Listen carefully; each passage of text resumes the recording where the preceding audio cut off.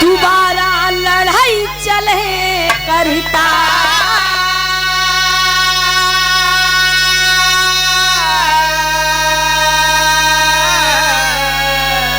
कल पे भक्त विभीषण बहे नयन सिंह।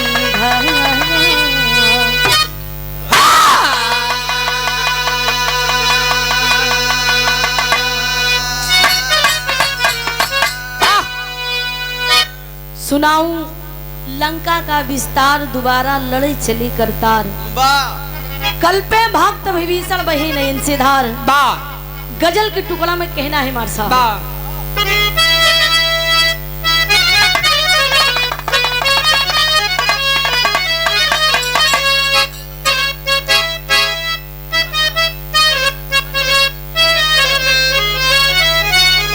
बढ़ क्या बात?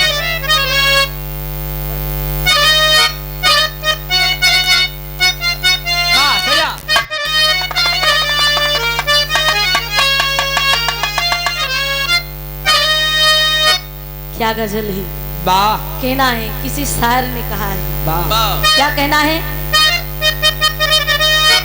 फूल से प्यार,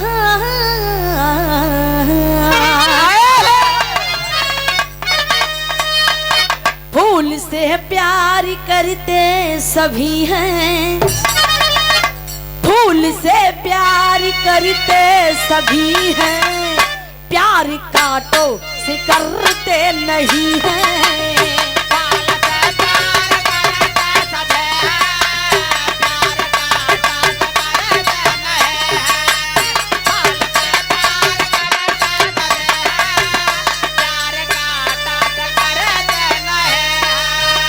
फूल से प्यार करते सभी हैं, प्यार कांटों से करते नहीं हैं। राह उल्फत पे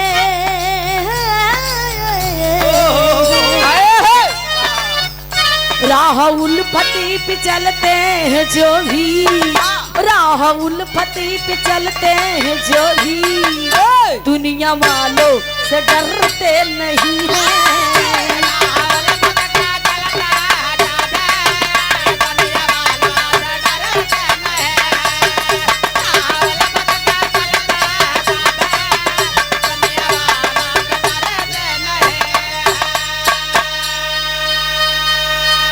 कहानी के यही की शुरुआत बा।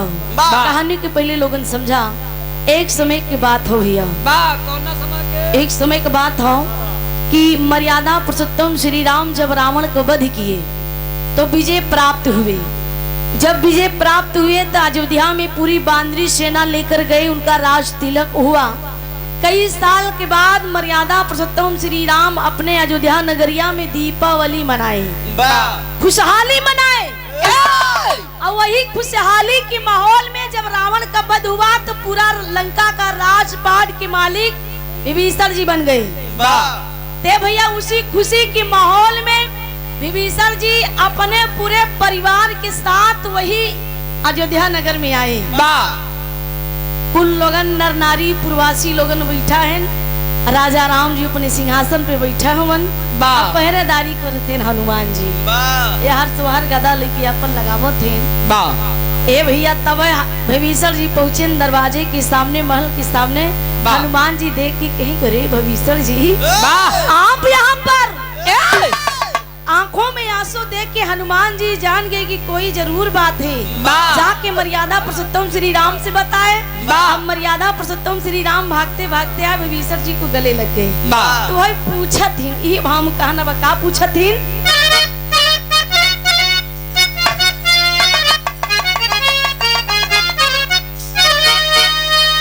राम बड़ी मीठी आवाज में पूछते हैं कि विभीषण जी क्या बात है, क्या कष्ट है, क्यों बिलखते हो,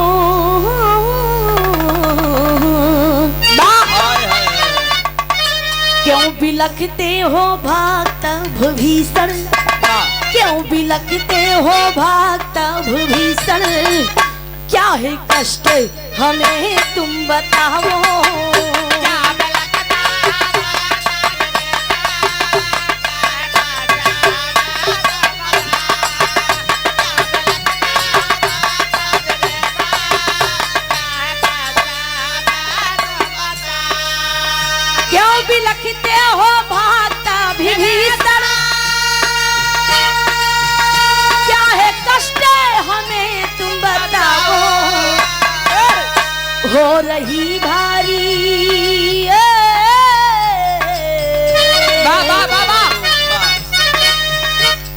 रही भारी मन में ये चिंता, हो रही भारी मन में ये पीड़ा, अब अधिक ना हमें ही तुम सतावो।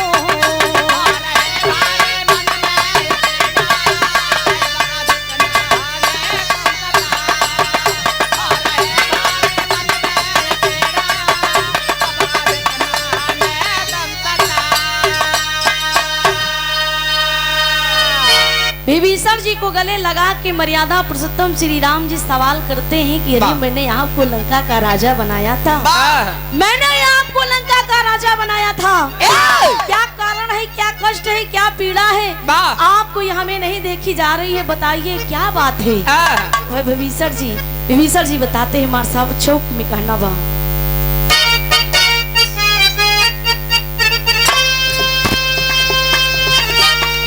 गौर करिएगा लाइन पर। रघुराज समाज लगी ये कहते,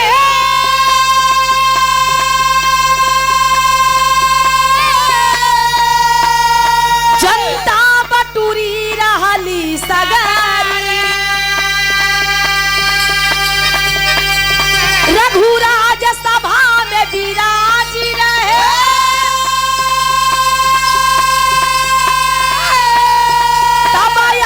विभीषण काजी उलोचन करुणा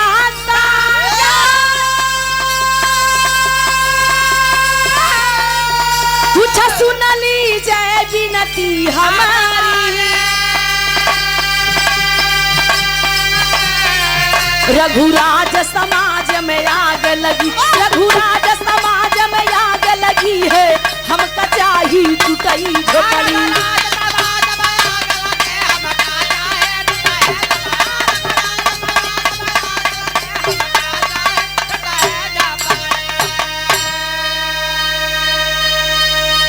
विभीषण जी कहने लगे राम प्रभु जी आप हमारी दशा देखकर आप पूछ रहे हो कि क्या कारण है, क्या कष्ट है, क्या पीड़ा है। अरे आपने हमें लंका का राजा जरूर बनाया था, लेकिन मैं अपने परिवार के साथ में सुख नहीं पाया। राम कहते हैं सुख, क्या बात है। कहने लगे लंका में ऐसा एक वीर बलवान है कि हमारा पूरा परिवार एकदम खाए पिए बिनु एकदम तरस जाता, बहुत मारा है और आपका नाम लेके दहाड़ रहा है। राम कहने लगे वो साला मेरा नाम लेके दहाड़ रहा है, उसकी इतनी मजाल। विभीषण जी कहने लगे कि हाँ प्रभु श्री राम वो आपका नाम ले रहा है, तेरी के भाव में कहना है।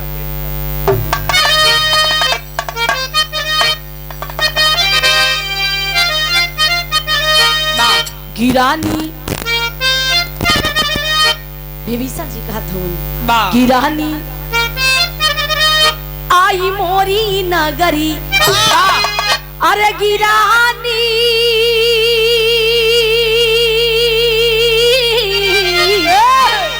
गिरानी आई मोरी नगरी, कल पे भक्त विभीषण बहे नयन से पानी, हो पानी प्रभु श्री राम जी से विभीषण जी पूरे लंका का दास्तान शुरू से कहानी से बतावत हुआ कि उस मर्यादा पुरुषोत्तम श्री राम पूछते हैं कि उसका नाम क्या है, वो किसका लड़का है। एक गीत लगे मार साहब।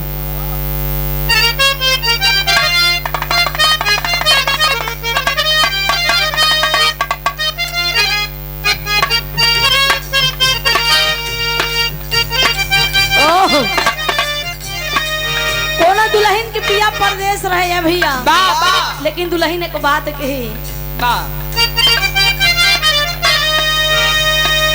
चढ़ली जवानी में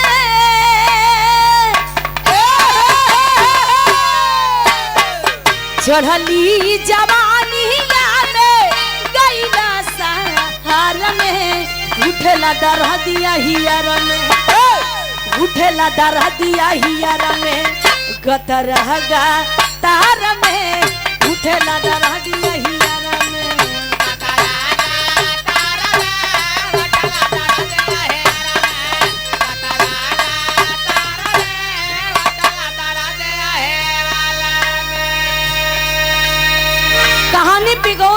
छोटी सी कहानी है भैया।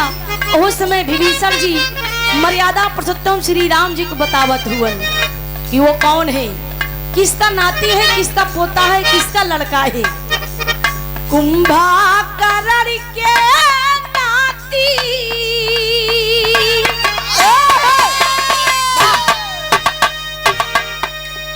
कुंभकर्ण के नाती निकुंभ के लड़का पैदा भइल मुर नख में, पैदा भइल मुर नख में फेंक दिहले पान में, पैदा भइल मुर नख में।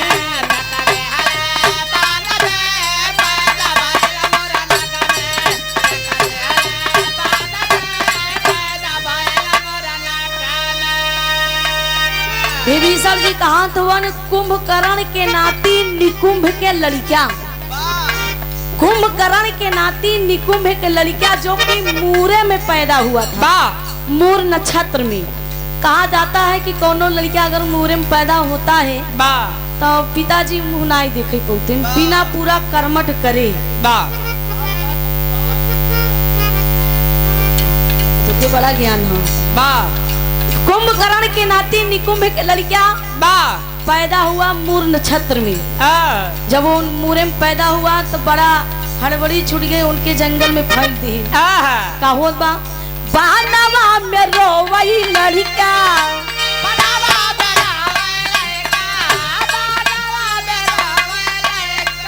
भूखिया सताई हो,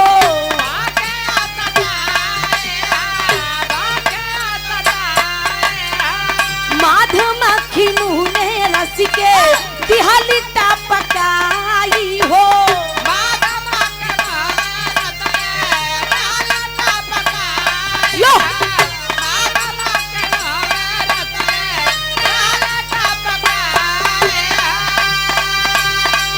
मुल्का सूर्य सुर बल भारी, मुल्का सूर्य सुर बल भारी, ब्रह्मा के पार से पैदा भइल मुर नख, पैदा भइल मुर नख में फेंक दिहले बहन में, पैदा भइल मुर नख में। विराह जगत के बड़े ही सुंदर गायक कलाकार संतोष कुमार यादव, आपकी ओर से ये 51 रुपए का पान पुरस्कार, बहुत बहुत प्रणाम। मई भगवती करे आपकी गायकी लाइन में मई चार लगा हुए।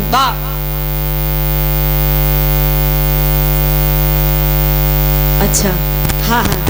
और ये हमारे विराह के बड़े ही सुंदर कोरस वादक रमेश यादव बिछिया के पाउन सरजिमी से, नवाबगंज के पाउन सरजिमी से ये 51 रुपए देखिए सम्मान की भड़िया के बहुत बहुत प्रणाम बा। और ये परम आदरणीय सम्मानित आप चंद्रभान यादव जज्जे भैया के पिताजी राजनाथ यादव, आप पिताजी की ओर से ये 100 रुपए देखिए सम्मान के बहुत बहुत प्रणाम, आशीर्वाद की कामना हो। ए भैया उन लड़कियां जब मूरे में पैदा हुआ तो वो 100 मूड़े का था। रावण के खानदान, रावण के 10 शिष्य था, लेकिन कुंभकर्ण के नाती निकुंभ के लड़कियां जवन पैदा हुआ मूरे में उस 100 मूड़े का था।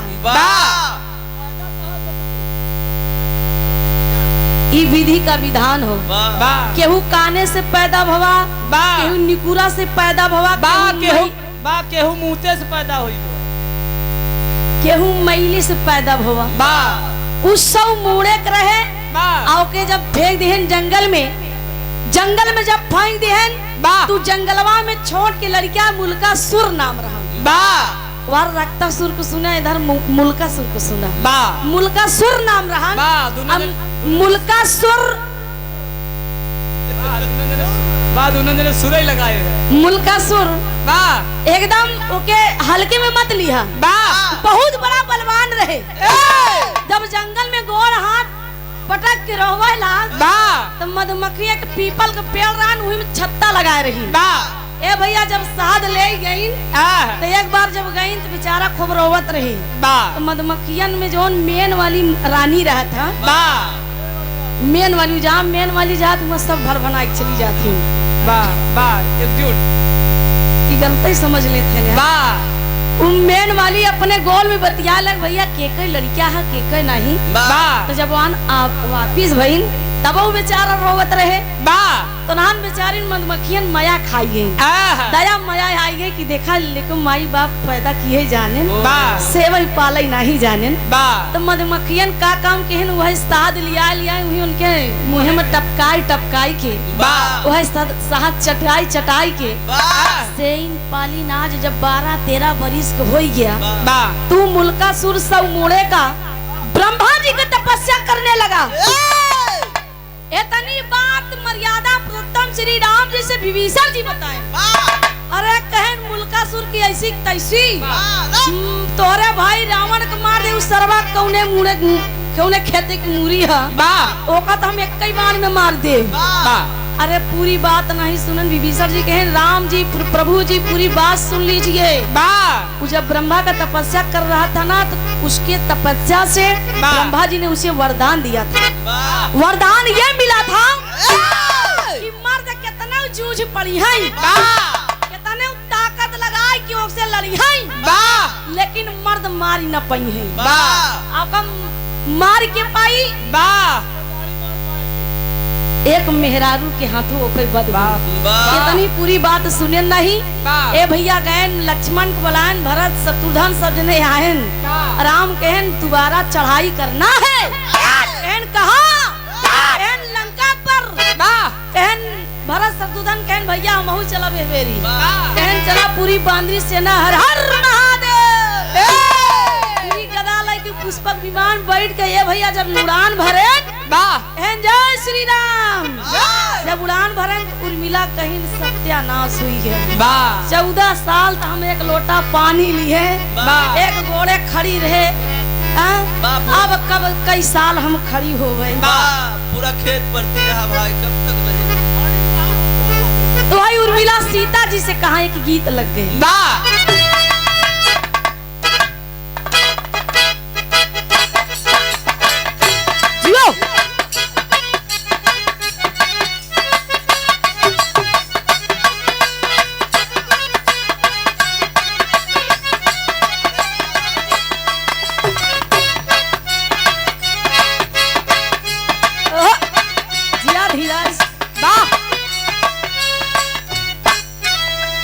उर्मिला सीता से कहिन कि दीदी ए दीदी सीता कहिन हाँ उर्मिला बोला का बात है। सुरकृति मंडपी मतलब 4 जन की मेहरारू आई है सीता जी से कहा कहीं दीदी कब आई है तो उर्मिला कहा अरे पिया भवनमा कब आई है ए दीदी कब आई है ए बहिनी कब आई है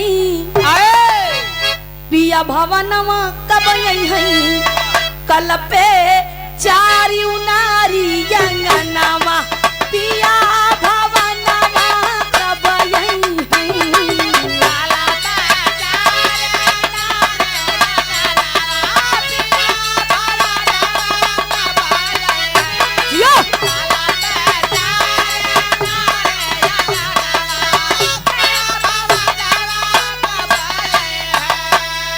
सीता और उर्मिला प्यारी श्रीकृति मंडपी दुलारी हो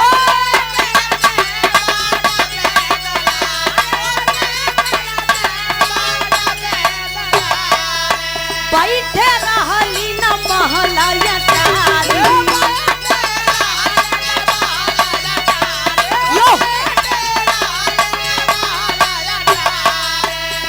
के रहिया रही न जोहारी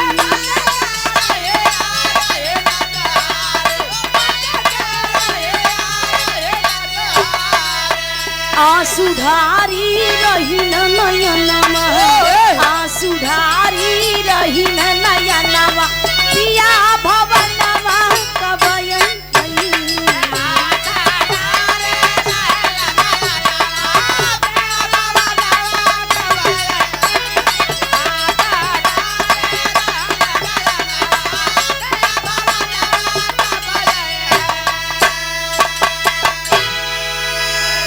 उर्मिला कहीं भवनवा कब यही दीदी सीता कहीं देखा सबर का फल मीठा होता, सबर कला आगे कवन खेला होखे के चाहत बा कुल आँखी के सामने हुई दिक्कत हमहु बा हमारो पिया गाहे खाली तोहरे लोग को थोड़ी ना गाहे। ए भैया लंका पर जब चढ़ाई किया तो यार मुल्कासुर सब मुड़े का जहाँ जहाँ पाँव रखे तब सेना चापर जहाँ जहाँ हाथ ऐसे फेर दे कुल एकदम सेना ढूंढ जाए और एकदम दहाड़ की तीन जने का नाम ज्यादा ले राम लक्ष्मण हनुमान जी की। ए भैया जब नजदीक पहुंचे तो भाई मुल्कासुर का राम लक्ष्मण बजरंग बली बजरंग बली अपन वही गदा लिहन एकदम तैनात हुई गए जय श्री राम। लक्ष्मण जब अपन नाम सुने कहन सर्वा हमार नाम लग बुलावत बा अरे धनुष पे बाण चला लेन कहन भैया अगर आप कोई आज्ञा हो तो कई बाण मार दिए। राम कहन तसल्ली करा ओकर छुप के ना मारब सामने से मारा। जब राम अपन नाम सुने कहन ठहरो ठहरो मुल्कासुर आ रहा हूँ आपकी आ रहा हूँ आपका हाल चाल खबर लेने। ए भैया जब धीरे धीरे पुष्पक विमान नीचे उतरत बा राम का नाम लेके तहारत बा मुल्कासुर एकदम गरज उठा कि हमार दुश्मन हमरे सामने हमरे जिला में हमरे घरे हमरे धरती पे स्वयं चल कर आ रहा है। ए भैया यहाँ न देखें ताऊ पूरी बांद्री सेना हुई पुष्पक विमान भरवा जय श्री राम छलांग मार मार उतर गए पूरा आक्रमण ए भैया पूरी बांद्री सेना एकदम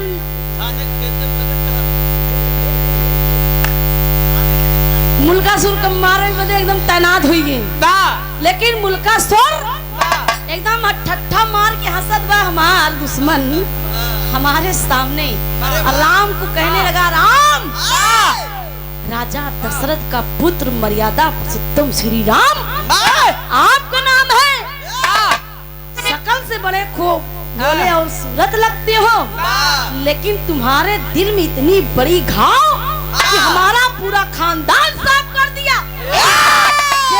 घर में आ गया कि 70 पूत 72 नाती जेकरे घरे में दिया न बाती मारा तू कुल हमारे हनुमान का और खींचे कि पूरा लंका सार जलाई दिले। अब लक्ष्मण कहे ने तो मेघनाथ कुमारी राम कहे कुंभकर्ण मारे अब वही तीनों जने के बारी बारी खबर लेते ही हम अब जवान मारा बम मरवाए न हो पछवाड़े से पियर की माटी भई गई। मर्यादा पुरुषोत्तम श्री राम जौने समय बाणों की बौछार चलने लगी है भैया की गीत लगी धीरज लगा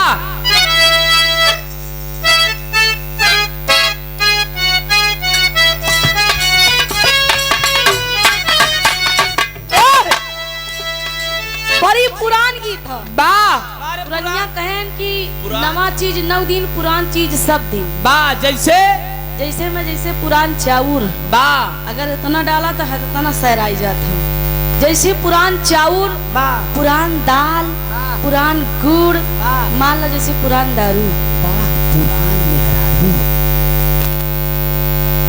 अरे बाप रे बड़ा खुशी हो गया पुरान मेहरारू का मतलब गलत ना समझिए भैया पहले के जमाना के बाद बताओ तो कि पहले जमाना के बड़की अम्मा हरे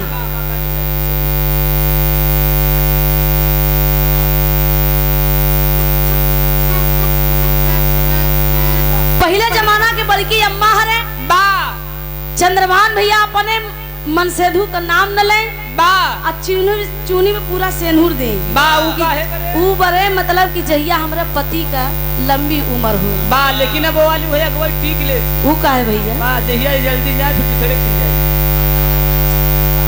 अच्छा इनसे वही पूछे कोई कि तोहार वाली कितना देता इनका पैसा पाया पूरा पीछे तक दे अच्छा इनके वाली पैसा पे चलत है पहले जमाना के बात रहे तब लोग महुआ के और चना भेज खाए।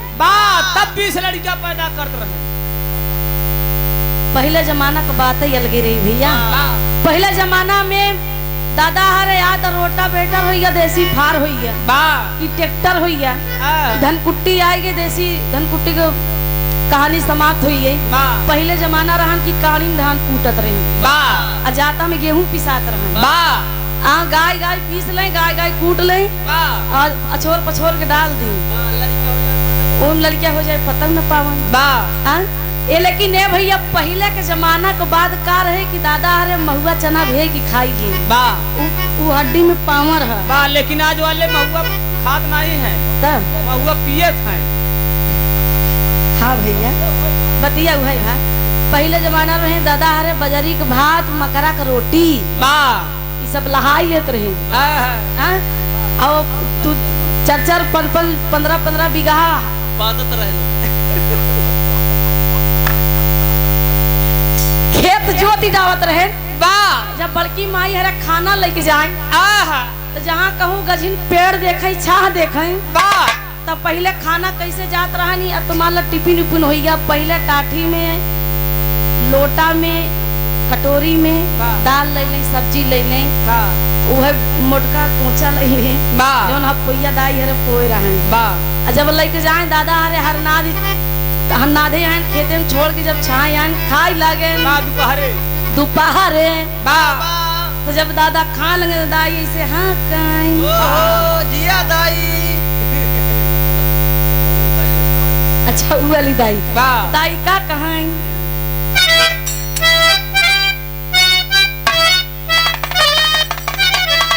पहला जमाना के गीत रहे बूढ़ा बुढ़ाऊ के मनावई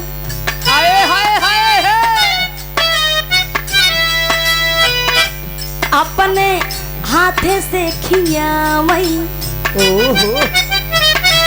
बूढ़ा बुढ़ाऊ के मनावई अपने हाथे से खियावई मनवा डोली डोली जाए।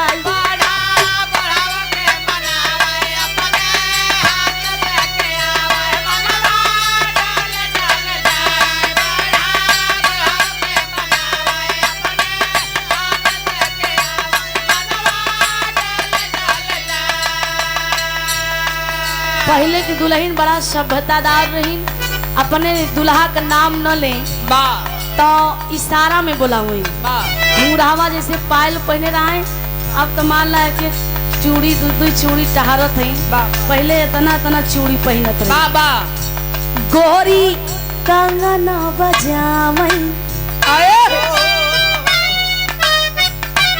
अपने राजा के बोलावई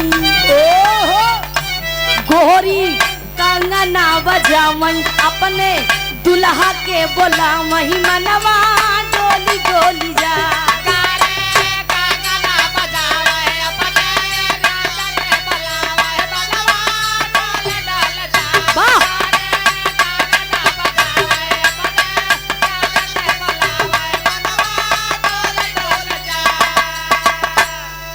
पहले दादा हरे खड़ा भी रहा गावत रही प्यार से लोगन लहे लहे से गाई ली लेकिन बड़ी पुरान गीत हमारे से बिरहा में आवा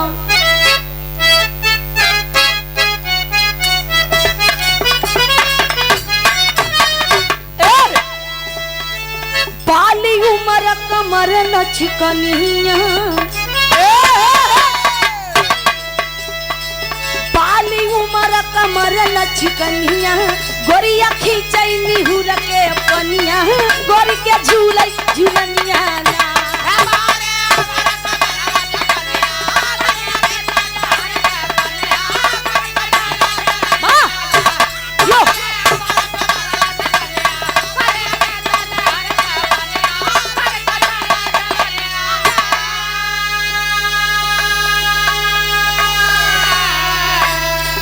लेकिन इसी भाव में कहना बा जौने समय मुल्कासुर में और राम में लड़ाई होत बा कैसे कहना बा सनी सन के समर में बनवा लड़ में माची गवाह घम आगे कसू न कथनवा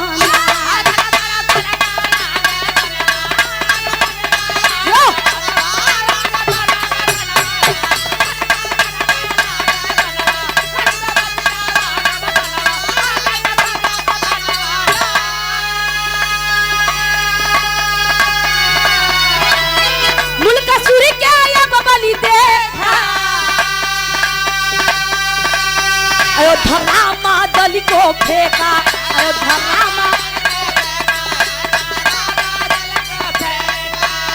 प्रभु जी पूछा भी विभीषण का बेटा, ऐसा वीर कभू नहीं देखा।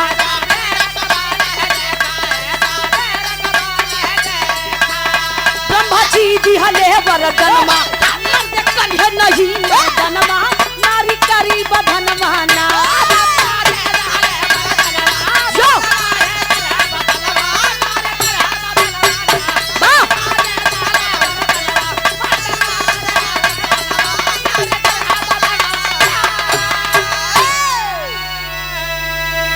कहानी पिगौर कराइए भैया, जोने समय बाणों की बौछार चलने लगी, मर्यादा पुरुषोत्तम श्री राम मुल्कासुर पे इतना बाण चलाएं, इतना बाण चलाएं, जानला चलावत चलावत बाण मारत मारत मर्यादा पुरुषोत्तम श्री राम थक गए। अब मुल्कासुर ठट्ठा मार के हंसते बा। जब थक गए तो लक्ष्मण के बारी है, लक्ष्मण जी गए तो नहु थक गए बेचारू। तब पहले पहुंचन शत्रुघ्न, जब सामने शत्रुघ्न को देखा मुल्कासुर तो वो आवाज दिया, शत्रुघ्न हमारी आपसे कोई दुश्मनी नहीं है, क्योंकि ना हम आपको जानते हैं ना आप हमें जानते हो। शत्रुघ्न कहे हम तो का अच्छे तरीके से जानी थी, अब तू हमका जाना चाहे ना जाना, लेकिन हम आज तो का मारा ही आई है। तो मुल्कासुर कहने लगा कि कृपा करके आप चले जाइए, लेकिन शत्रुघ्न माने नहीं। वो नहु वही काखम दबाई नचाई फाई दी। भरत से देखा नहीं हो, नहु गए आगे सट पड़े। तो वही बात भरत को भी बोला कि आपसे हमारी कोई दुश्मनी नहीं है। भरत तो नहीं माने, कहें चला उनहु काखम दबाई नचाई फाई दिन 20 कोस गिरन जाई के। अब बारी आए हनुमान जी के, जब दोनों भाई भाई गए हनुमान जी देखा नहीं, करे मोर भैया अरे सरवा मार मार नचाई नचाई फंकत बा। तो हनुमान जी जब आए तो वह हनुमान जी को पूछिए पकड़ लिए, कहा यही पूछिया आग लगाए, पूरा लंका जलाई दी है। वह हनुमान जी को पूछिया इसे नचावैला, नचावत नचावत उनका कुल लोट पोड़िए, शरीर और खुरचाइए। अरे प्रभु श्री राम बचाइए प्रभु। हनुमान चिल्लाते हैं जय श्री राम। अब उनका क्या बचावा है, नचाई फाई देना न हो जाए गिरे 10-15 बीघा कोस। अब लक्ष्मण की बारी आए, लक्ष्मण को ही काखम दबाई लिए भाई। सबसे ज्यादा तो हम तुमसी बदला ली, मेघनाथ को मारा। हिम्मत तुम्हारी हिम्मत कैसे पड़ी? सती साप सती सिलोचना को तुमने विधवा बना दिया। सूप न खा के निकुरा कान काट दिया।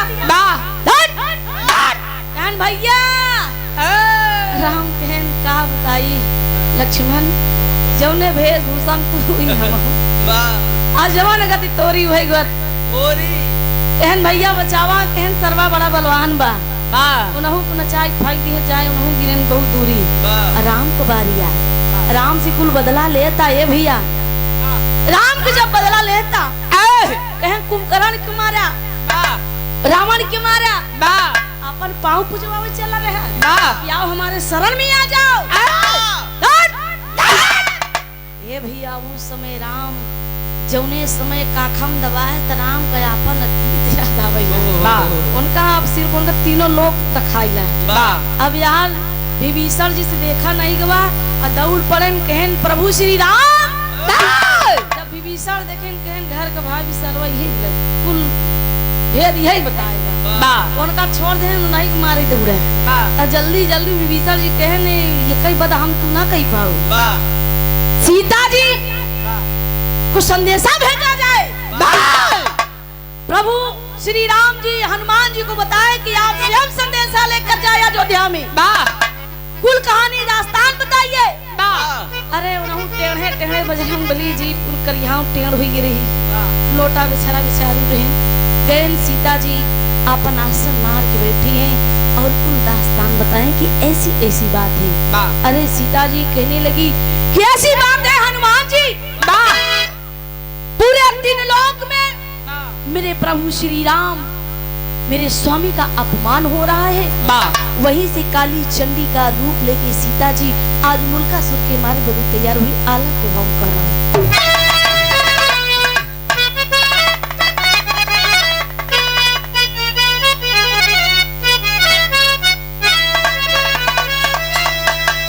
सुन के खबरिया सीता क्रोधवा में यवली भैया,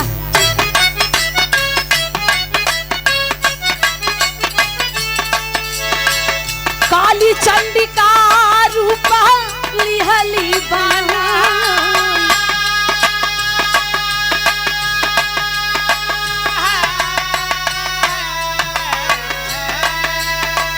एक में कटार लिहली दूजे तलवरिया रामा,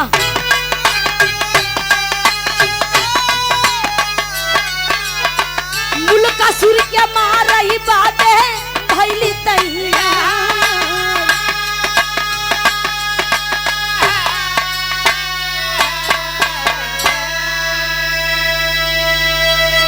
काली चंडी का रूप लेकर के सीधा जा करके लंका में खड़ी हो गई। ए भैया जौने समय सीता जी काली चंडी का रूप धारण करके आवाज देती है मुल्कासुर को कि मुल्कासुर अरे मर्दों से क्या निपटता है, एक नारी से मुकाबला करके देख, आवाज सुनता है और पीछे मुड़ के देखता है, समझ जाता है कि मेरी मौत आज निश्चित है। और ये चंद्रभान यादव जज्जे भैया जी की ओर से ये फिर पुनः 100 रुपए देखी सम्मान की, बड़े भैया के बहुत बहुत लंबा आशीर्वाद की कामना। 119 भैया लोग इनकी स्वागत बा। लेकिन है भैया जौने समय आवाज देती है कि मर्दों से क्या निपटता है, तेरी बाजुओं में इतनी ताकत है, अपने आप को बलवान शक्तिवान समझता है, तो हमसे मुकाबला करके देख। जौने समय मुल्कासुर पीछे मुड़ के देखता है, वो समझ जाता है कि मेरी मौत निश्चित है, लेकिन फिर भी आज सीता जी से लड़ाई करने के लिए भिड़ जाता है। ए भैया हाथ में कटार खप्पर लेके जौने समय एक एक गर्दन काटते गई, लहू को पीते गई, वो गर्दन 100 गर्दन काट दी। 100 गर्दन जौने समय धरती पे गिरा, जय गर्दन काटती गई, तई गर्दन धरती पे गिरा, तब प्रमाण मिलता है, कहा गया जहाँ न पहुँचे रवि हुआ पहुँचाए कभी। प्रमाण मिलता है कि 100 गर्दन फूल बन गया। फूल का नाम रहे श्वेत कमल। अब मुल्कासुर का ये शरीरिया जाई के वृंदावन में गिरा, वो कदम का पेड़ बन गया। ये भैया पूरा जय जयकार हुआ, 3 लोक में हाहाकार मच गया, फूलों की वर्षा होने लगी और सभी देवी देवताओं ने फूलों की वर्षा करने लगी। ए भैया उस समय वो प्रमाण मिलता है श्वेत कमल जो फूल था, वो द्वापर में द्रौपदी दुर्गा माई के श्रृंगार के रूप में रोजाना चढ़ावत रही। 100 दिन में 100 फूल चढ़ाए।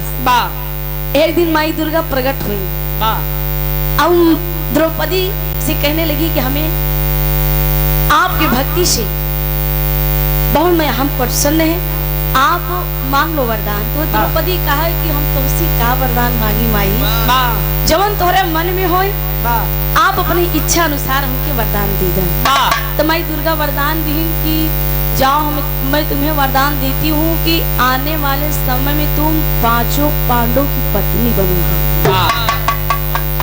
पांचाली कहवाओगी। अब मुल्कासुर के जमन दल वृंदावन में गिरा, कदम के पेड़ बन गया। वही द्वापर युग में कन्हैया बहुत खेला खेले, वही पे चढ़ के खूब बंसी बजाए, नारी के चीर चुरा के कुल लटकाई दी वही पे। कहानी यही से समापन बा। आखिरी भाव कहना बहु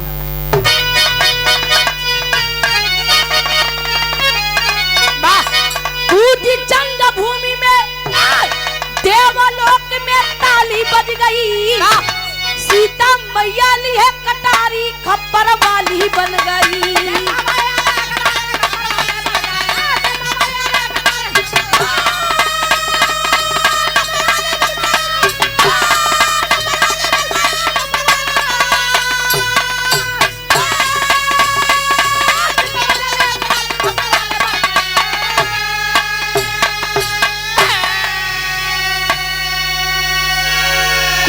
जंग भूमि में देवालोक में ताली बज गई, सीता मैया ली है कटारी खप्पर वाली बन गई। मुल्कासुर राक्षस के कैली बधन देवता बरसावे देवा लोक से सुमन अपने भक्ति के कारण मैया काली बन गई, सीता मैया ली है कटारी खप्पर वाली बन गई।